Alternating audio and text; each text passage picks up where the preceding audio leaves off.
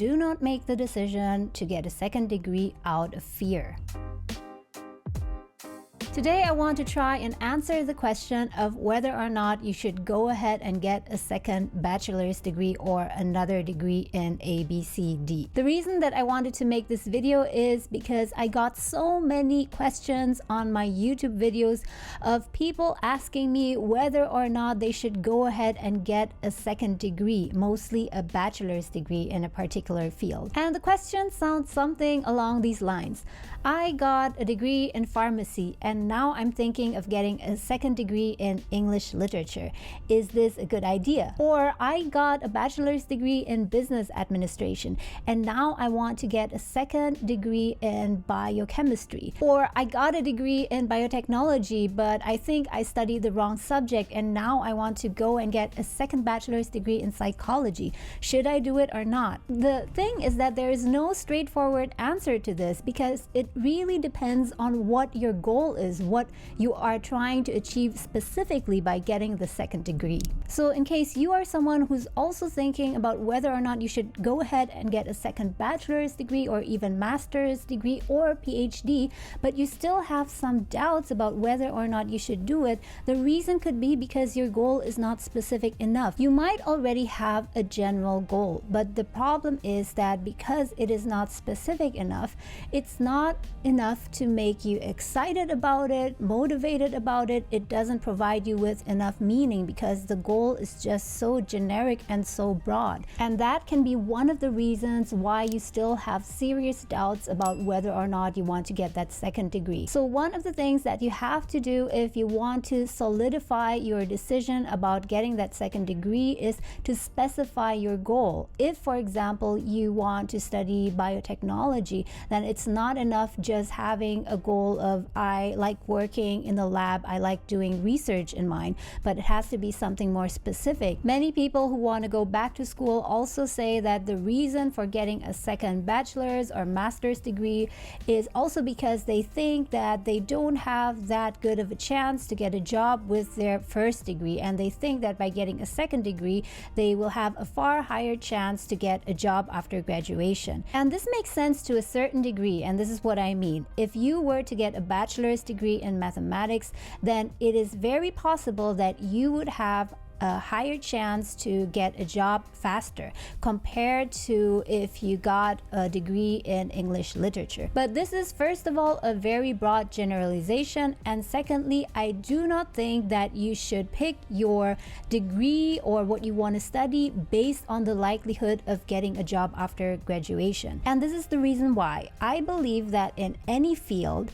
you can excel, meaning that no matter what you study, if that's English literature or media, communications or biotechnology, etc., if you are a top achiever in your field, not only academically, but also in regards to what other activities or what kind of own research that you do on the side, if you are a top achiever in your field, you will always be among the top candidates to get a job. Of course, that is not the only criteria.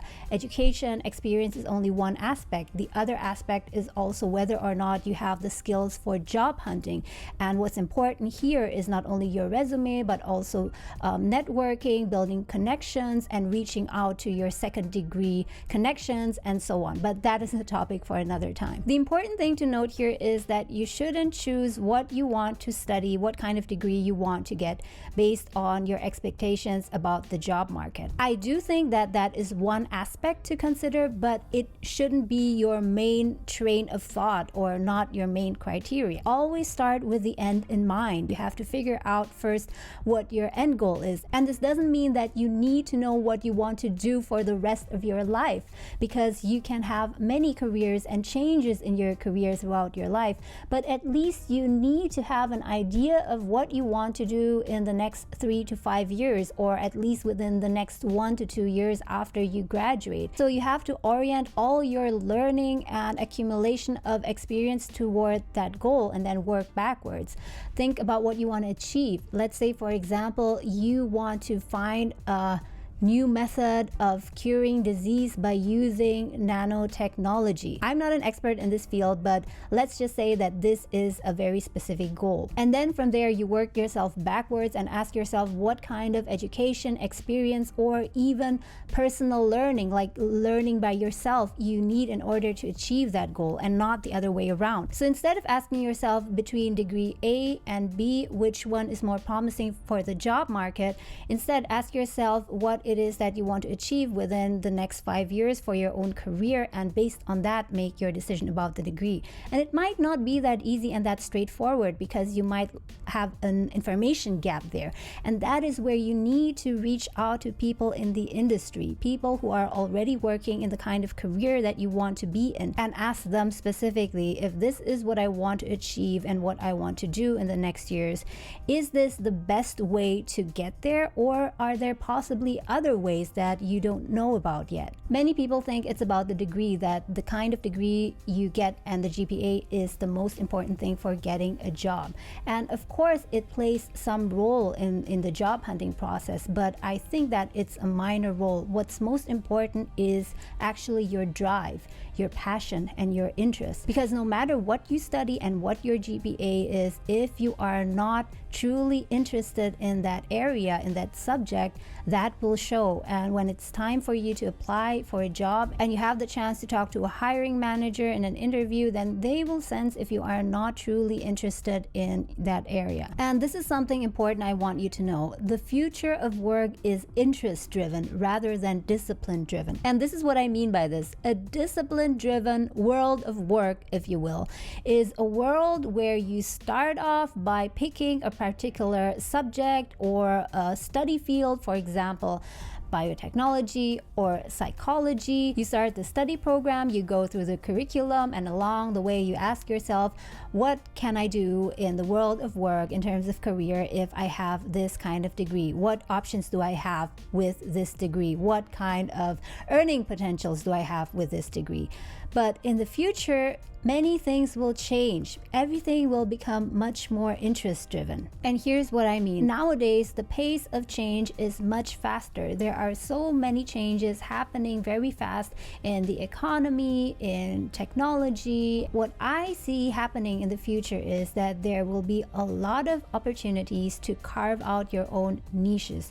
There are many demands, needs in the markets that are underserved or are not touched yet at all, and that becomes an opportunity. So if you are forward looking, what you can do, instead of obsessing about what degree you want to get or whether or not you should get it, you should start thinking about what kind of problem you want to solve in the future. Look at the market, look at people's lives, and look at the development in technology, and ask yourself what kind of changes are likely to take place in the next 5 to 10 years. Is there a solution that I can come up with, that I can provide to people? Here's one example. More and more business is done online.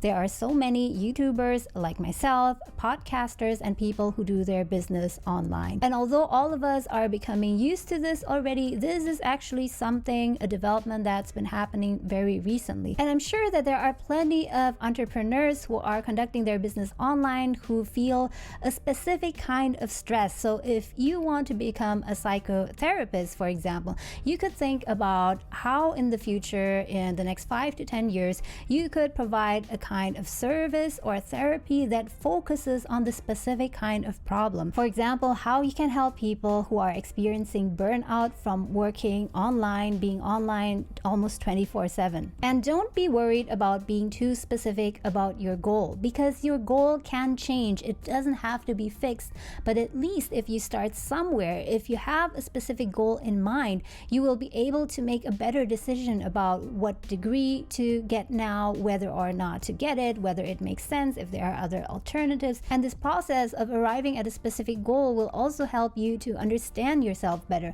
and find out new things about yourself. So don't just rush and get a second degree, or try to do something that seems to be trending at the moment, or try to get the degree because you think you'll have a better chance to get a job. And also do not make the decision to get a second degree out of fear. I hope this video has helped you in your process of deciding whether or not to go for a second degree.